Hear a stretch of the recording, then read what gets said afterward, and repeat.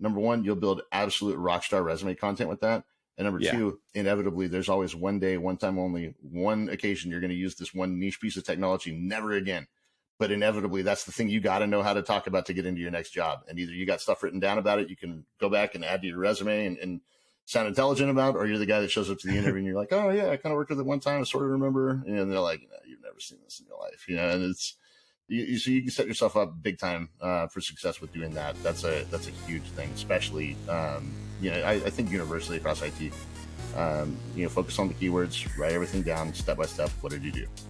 Welcome to the TechGuide podcast. I'm the show's host, Ryan Atkinson. Everyone is wanting to break into tech and have a successful career. The only problem is how. We'll use this podcast to sit down with people that have broken into tech, pivot their career, or have actual advice to young working professionals. Today, we have Matt Jones on the podcast to talk about his advice to those wanting to break in IT, why cybersecurity is so hard to break into, and when and how you should negotiate a job offer. Make sure to follow or subscribe to this podcast and share with any other friends that may want a tech guide. You can also learn more about us at techguide.org.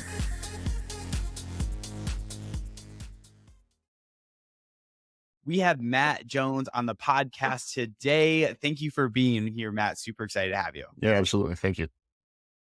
Awesome. And what I always like to know about people before we dive into the podcast, I always like to know, how do you de-stress from work? You had a long day, a long week. What are some of the ways that you take your mind off of work? I do a lot of gardening. That's something I picked up in my old age, but I have other hobbies. I play a lot of music, and I've also been rebuilding a go-kart lately, and that's been fun. Yeah. But between those two things, that occupies a lot of my time between all of that stuff. But lately it's been fixing the pool for about a week. It sounds like a lot of hands-on activity. Yeah. Yeah. I do a little bit of art as well. I do like to stay busy, but I love it. And you have been staying busy because in the past 5 years or so, you've been in talent acquisition and recruiting. I'm curious, how did you know you wanted to get into recruiting? Was it just a calling, or what was some of the ways that made you want to say, I want to get into recruiting? So in all honesty, it was just being at a loss for what to do.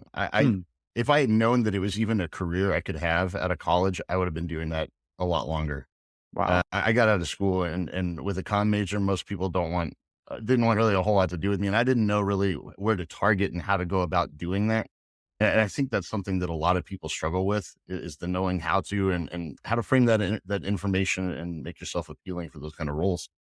If you're in the job search for long enough, at some point in time, you start wearing past 6 months or so, the only people that really start bothering you all the time are like insurance companies, come sell our stuff for commission only. And at one point I finally got desperate and I was just like, I got to do something. So I did that and I hacked it for about 3 years. Made management. I was our branch field manager and recruiting manager. I apologize. And I brought on a few people, mainly people that I knew from college that were looking to do an internship or have any kind of office experience where they wore a suit and went to the office 5 days a week. But I did that for a little while, and it kind of dawned on me towards the end of my time there, they started offering extra money to recruit for the firm.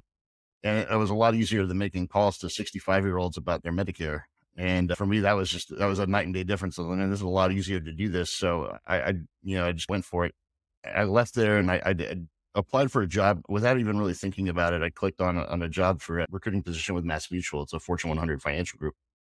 And I was going to take a different job.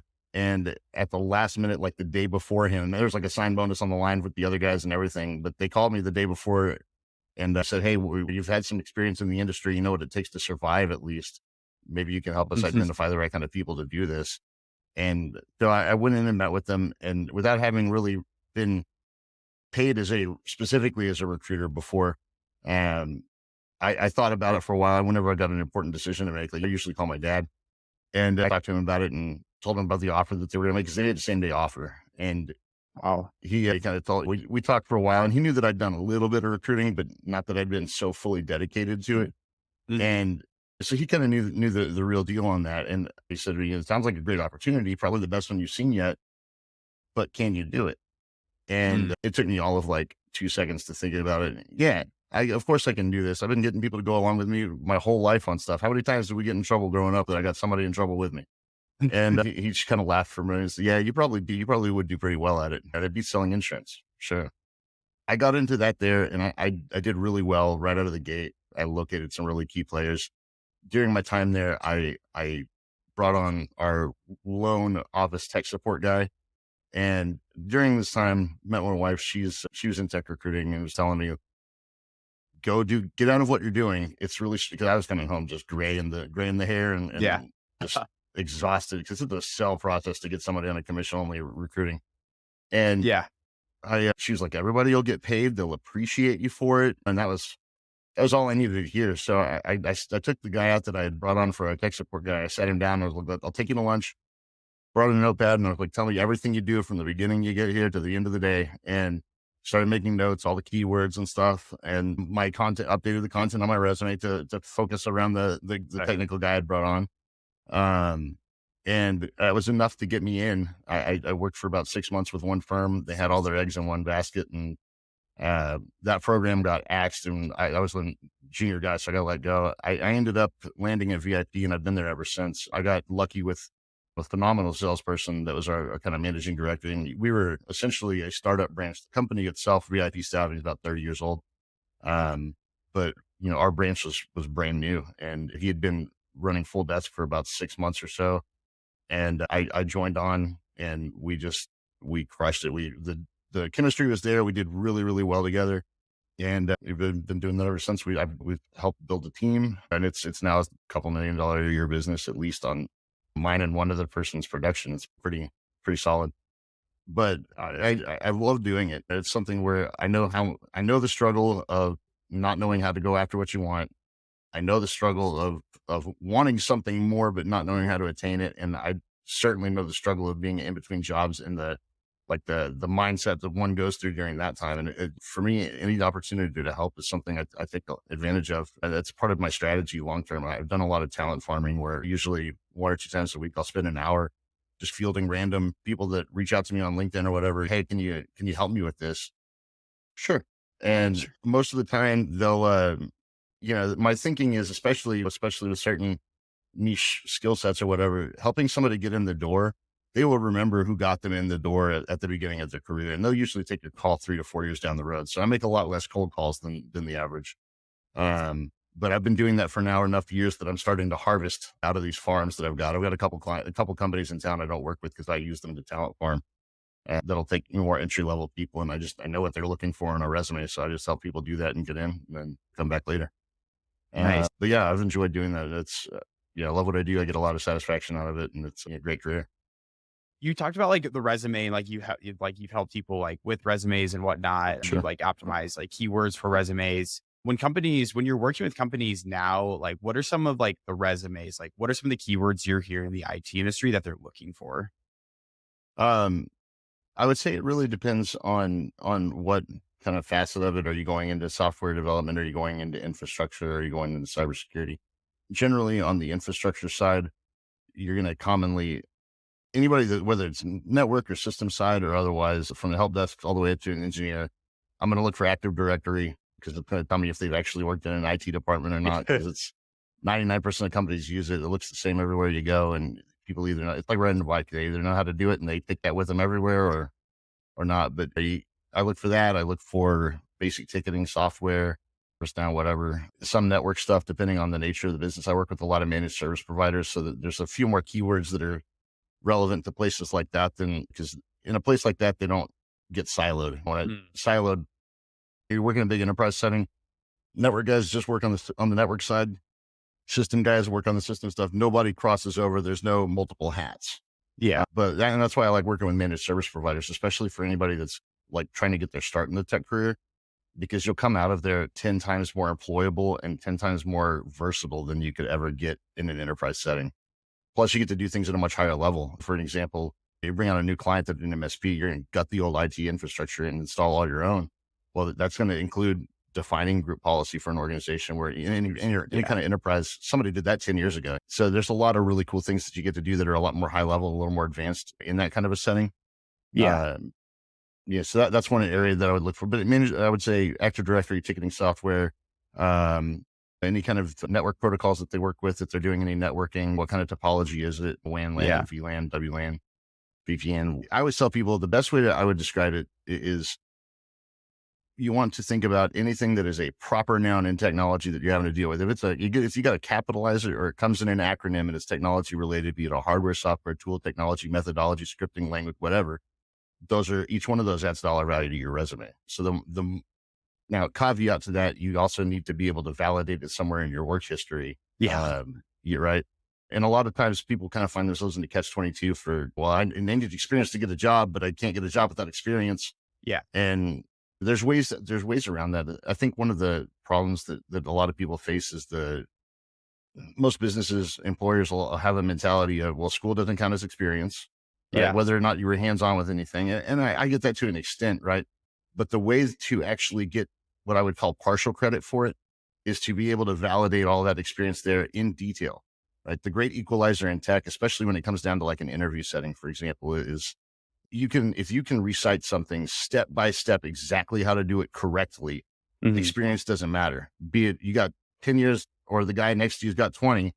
If you know how to tell them exactly how to do it, they know you know how to do it. Mm. And that's something where that process is part of what I do in resume building with people. I build out a lot of questionnaires that'll have like 7 or 8 questions, very open-ended questions with some prompts on there. Like, "Hey, tell me about your experience with Active Directory. Did you do group policy? Did you do create new users? This, that, or the other." Yeah. Yeah. It kind of helps them to capture some of that stuff in the detail level that I would want. And then I just get, where was that at? When was that at? And get it on the resume. But, the more step by step you can articulate, the guy who articulates best is 100% of the time the guy that's going to get the job. Mm. And I think that's a big problem that a lot of people run into is an inability to articulate. Mm. And that exercise that I do with people tends to help make that a little more organic. And it also pulls that information in the front of your mind and makes it a lot easier in an interview setting to recall it.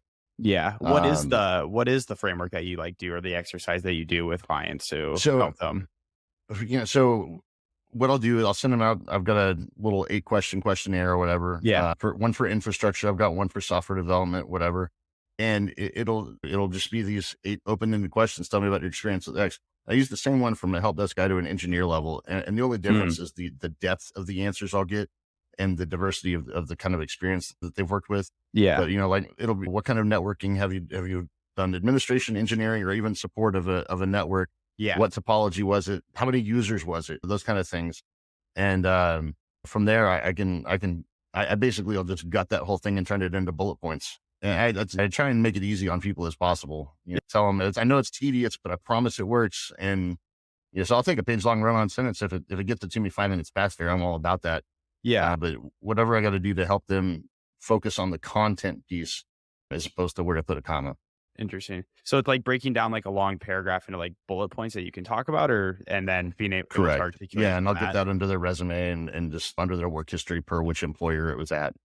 Okay, interesting. And so it's important to articulate it on like a resume, but it's also important to articulate it in a job interview to actually, like you Very. said, talk Yeah. about it step by step by step. Do you use any framework for that, or is it just practice, or like what tips would you give for articulating your message in an So interview?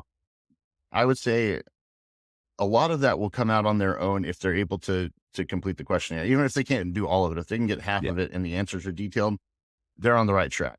If somebody needs a little more coaching, what I'll tell them Yeah. generally is when you don't know how to answer a technical question about something you have experience with, you're Yeah. not sure how to articulate it, fall back to what are the 3 tickets I have most commonly dealt with, and then what is Mm. the one ticket that was the most difficult that I've dealt with in this, and Yep. talk about that because that's something that they should be able to talk about if they've done it. That's a good place for them to recall. Okay, because they know what they're dealing with every day. If all they're doing is password resets, they're going to know about it. Yeah. So that's generally kind of my fallback advice to people is focus on those things. And also, I would say, in terms of interview coaching, the number one thing that kills interviews for people is the TMI. Mm. Yeah, people will answer with, they'll say, "Well, tell me about your experience with Active Directory." And what people will answer is they'll tell you everything that they have, or everything that they Huh. don't have experience doing in there. Yeah, and the best way to answer those kind of questions is just specifically what you do, what you know how to do, what you can do, and then just leave it alone. Mm, If they pointedly ask you about something and you don't have experience with it, then tell them. But you don't need to discredit yourself by talking about all the things you can't do. And it's a trap that so many people fall into. And I think it's maybe a symptom of imposter syndrome people deal yeah. with. But just avoid doing that at all costs, and you stick to what they say. Tell them exactly what you can do with it, and leave it at that. Even if it's just one thing, if you know how to do that one thing, tell them about that one thing. Nice. I'm curious. So let's just say someone is in school right now and they're wanting to break into like cybersecurity for a reason. We were talking a little bit before the podcast, but what are some of like the misconceptions right now? If you are a senior in college and you want to break into cybersecurity, what are some of the misconceptions that come with that, or like what should they be on the lookout for? So the first thing that people should know, especially if they're going to get a degree in cybersecurity or what have you, there aren't really entry level positions. It's not an entry level field. Mm, I think the pervasive thinking around it is, how are you going to secure IT infrastructure if you've never worked in IT infrastructure? mm, Because there's so many different combinations, so many different environments, and unless you've seen a few of them, you're not going to be able to adequately remember. And the other thing is that they're mainly teaching theory. You're not mm. teaching you hands-on. They're not teaching you how to configure a firewall. They're teaching you about NIST frameworks, which is fine. People need to know that, but they're going to get faced with, oh, well, you don't have experience with anything we used. We can't hire you. So the Mm, best way to go about it, to get into cybersecurity, there's like three ways to get in. One of them, either be a high level coder with 10 years of experience. So that's probably out for you. yeah. Get a high level auditing cert, like a CISSP. But again, they're going to want equal experience having put that to use most of the time. So that's probably out. The third way is spend a few years in IT infrastructure. Start it. I always tell people trying to avoid taking a help desk role, take a desktop tech role. There's a lot more upward mobility. The skill set's pretty much the same. They get paid several bucks more an hour, and it's really just for the people skills. Because Mm, they're going to go out to workstations and help people and show them what went wrong, how to fix it, how to avoid that happening again. Because of their people interactions, they get paid a little more. They also get cross trained a whole lot more interesting. by the network or system. So yeah, there's a lot more upward mobility. I see so many people that'll get trapped in the help desk role and they'll do it for 20 years. There's just, they don't know how to get up and out of it. And Yeah. I think there's a thinking of kind of, once a help desk person, always help desk person. And there's just, so it's hard to dig out of that if you go into it. But at the end of the day, any port in a storm, right? Yeah. But wherever you can get your foot in the door, start there and work your way up. But once you hit about the network or system admin type level, you're already dipping your foot in, either through like identity and access management on the system side, or maybe like Yeah. endpoint management. So there's a lot of different ways in, but that's the most effective one, and that's the one where you're going to actualize income with increases along the way, quickest to get to that point, with a lot less heartache. There's so many more jobs that are out there for that Yeah. that's the way to go in and go about it. So a lot of people won't have that experience, but if they take the time to look before they get out of school and find those type of roles, then they're maybe a little more hireable into that field right out of school. Um, Interesting. yeah, but otherwise just start there. That's the best place to start and the best place to learn and kind of cut your teeth. Nice. Interesting. And let's just say you're in it for like, I mean, like what resources would you point someone to like learn cybersecurity? Is it like actually like hands-on like learning with it, or are there I mean, most certifications, most resources? curriculums don't really give you what you need, right? Yeah. Because again, it's so much theoretical knowledge and not really the hands-on Mm, stuff. Because how do you teach a curriculum to account for as many different products and technical environments as are going to be out there? You can teach somebody AWS all day, and then at the end of the day, it's going to be Azure everywhere they go, or yeah. vice versa. You know what I mean? So that you can't really. I can understand from a curriculum standpoint why it's that way, but I don't think that the way they advertise it is accurate or as honest as it could be, because I think they just don't know. Mm, But yeah, that's I talk about this with a number of the local community colleges. I do this at ECTI. I talk about it at Hallmark and LeaderQuest, My Computer Career. A couple of those places I've kind of had that same conversation with people. Like, in terms of certification, it's another good way to get started. mm. Never take a Security Plus first. That certification is worthless, because it's a glorified vocabulary test, Yep. Yep. Yep. in my opinion. So, and I think most everybody knows that. So you're better off taking any of the hands-on stuff. Take an A plus, take a Network Plus or Server Plus, something like that. Security Plus should always be the last one. I talked to the ECPI about that recently, about their curriculum and making everything else prerequisite to get into the cybersecurity. Mm. I don't know if they're going to do it, but that would be my hope. Yeah.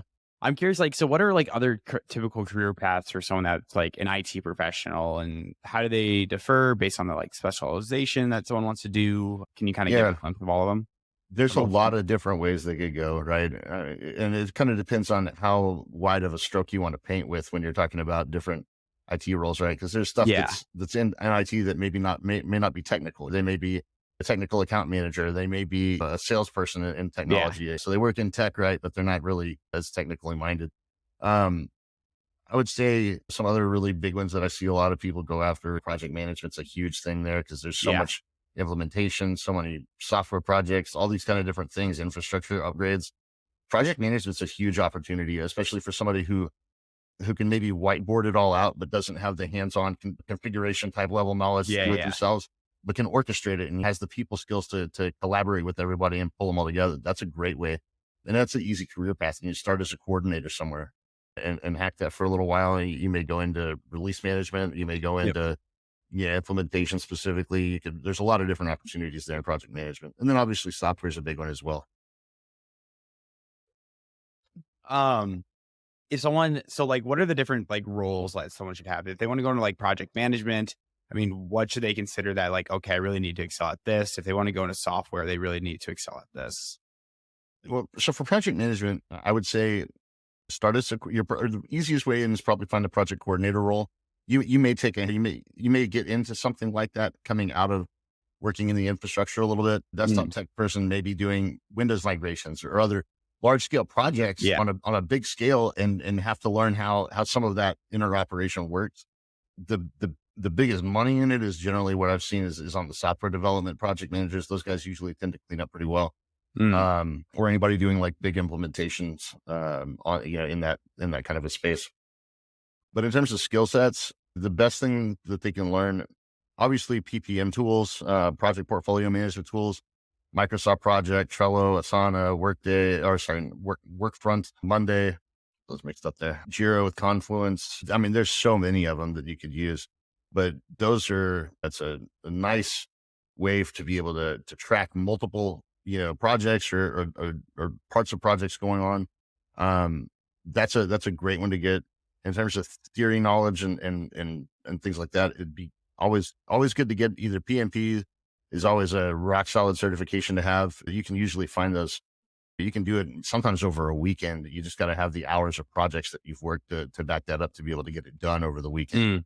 mm, Um, or any kind of Scrum Master certifications are generally really useful because a lot of times in the software development stuff, they're going to be working with that. So learning all of those things, learning software development lifecycle, learning the different methodologies, your waterfall and agile, that stuff's going to play really well. It's going to give you kind of an idea on the overall the goals and the process on how we're getting from A to B. I would also say that like the way that a business analyst would work in terms of communicating between a development team and the actual needs and kind of being mhm. able to translate all that between each group. That is a hugely useful skill that I see a lot of project managers kind of double duty and they'll kind of have to do some of that too and vice versa. So that's a very useful skill set to have as well, I would say. Awesome. Sick, sick, sick. And we're winding down on time here. I'm curious Yeah. because I saw a case study on the VIP website. I thought it was really cool. Is you help someone secure an additional 10K in salary and benefits. I'm curious, like, take me through that. Like, what are some of the ways that someone out of school should negotiate like their salary? Should they negotiate their salary, even benefits? What advice do you have? Coming out of school, you gotta play scrappy, man. You gotta take it cheap and good. And I mean, that's we've had to do that a lot too because we're a startup branch. We don't have the muscle like a big national brand's going to have. Yeah. Um, but by playing scrappy and taking what you can to get your foot in the door, a foot in the door is all you need. Mm, If you've got some value and you're bringing value to the organization, you're going to see the money will come. If mm, you're bringing the value, the money is going to be there. And I've kind of seen that in a number of with the number of clients we've worked with. We started out very humble beginnings with them, and now we're taken a lot more seriously as a partner to some of them, and that's kind of afforded us a lot more opportunity to have those kind of negotiation questions with people or conversations with the people. yeah. But in terms of out of school, yeah, I would say play it scrappy. Don't have reasonable expectations. If you really want to make yourself super valuable. The number one thing I would tell people, and this is doubly true, like for developers, I would say, but for anybody in IT, period, doesn't matter where you're at. You get your foot in the door, no matter if it's the worst place you ever worked in your whole life, you hate every miserable day of it. Stay there for 3 years. You stay Mm, there for 3 years, you will almost double your value. You have 2 years, 364 days, and you leave. You're a job hopper, and you're going to leave for the next dollar is what they're going to see you as. But that one extra day, you make it to 3 years, and suddenly you're a model employee. This guy can do no wrong. He's obviously good at his job. And I don't know why the magic number is three, but it is. I've seen that. I've lived it. It is the strangest thing. But yeah, 3 years on the dot, man. You're going to have a lot of people like me that'll come around and tempt you to leave for a couple bucks more an hour. Don't do it. uh, It's not worth it. Like just stick it out and grind it for the first couple of years. Really make yourself valuable to them, and learn everything you can from that yeah. environment. So that way you have more transferable skills. And I would also say, especially for anybody that's not software, get into an MSP. You'll have 10 times the technical exposure you could get in an enterprise setting. Nice. And what I liked about that is like if you can do it for 3 years, definitely learn all you can. So once you do go to your next job, you're able to articulate like what you've done and everything and really show your Yeah, value. that's a good point. I always tell people this. One piece of advice I give, besides the 3 years, stay there for 3 years, take a journal with you to work. Write down every technical thing you ever do. Number one, you'll build absolute rockstar resume content with that. And number Yeah. two, inevitably, there's always one day, one time only, one occasion you're going to use this one niche piece of technology, never again. But inevitably, that's the thing you got to know how to talk about to get into your next job. And either you got stuff written down about it, you can go back and add to your resume and sound intelligent about, or you're the guy that shows up to the interview and you're like, oh yeah, I kind of worked with it one time, I sort of remember. And they're like, no, you've never seen this in your life. And so you can set yourself up big time for success with doing that. That's a huge thing, especially I think universally across IT. Focus on the keywords, write everything down step by step. What did you do? Perfect. Well, Matt, thank you so much for joining us today. This was a great episode. Got a lot of good advice out of that. So I want to thank you so much for joining us today. This Yeah, was thank you. awesome. And thank you for being here. Always. Thank you.